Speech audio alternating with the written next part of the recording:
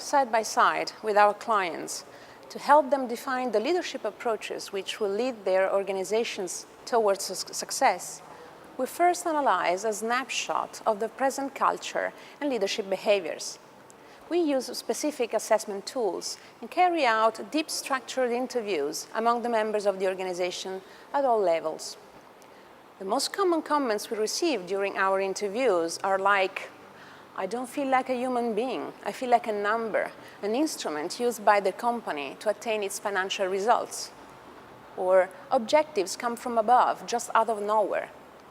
Or, "There is no transparency in human resources management. There is no consideration for staff as human beings." Or else, "I would like someone to tell me I'm doing well," or "We should be given more regular feedback." Or, "It's hard to tell your boss he's wrong." I'm talking about very different companies operating in different fields, such as banking and finance, transportation, pharmaceutical, or telecommunications. How can you get the best out of your people if they live in fear and in no consideration? Why would they go the extra mile? To be successful, leaders have to develop new competencies on top of those traditionally associated with leadership. They have to be able to engage and inspire the people they lead to go beyond their sense of duty to achieve their business goals and take greater accountability.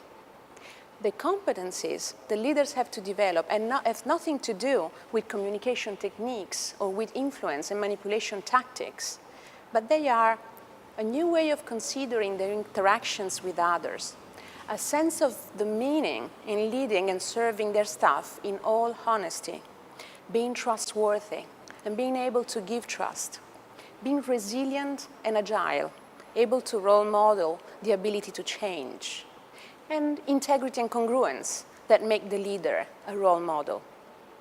A leader has to develop his self-awareness, his values, his motives, the feeling of his body, his emotions and thoughts, his strengths and weaknesses. His self-awareness enables him to master his emotional and his mental states. A leader's emotions have public consequences. A conscious leader can prevent destructive emotion from taking him away from his path and can radiate an optimistic enthusiasm instead. The conscious leader masters his emotions and those of others in a positive way, and this brings out the best in people and is called resonance effect. A greater self-awareness mediates between the external environment based on an inner model of the world that we have in our memory and the individual experience. The more aware we become, the more this inner model of the world evolves, and we can see people and situations with new eyes. Participants to our courses on conscious leadership experience a transformational journey that transcends the acquisition of competencies, tools, and knowledge, allowing profound personal, intellectual, and professional development.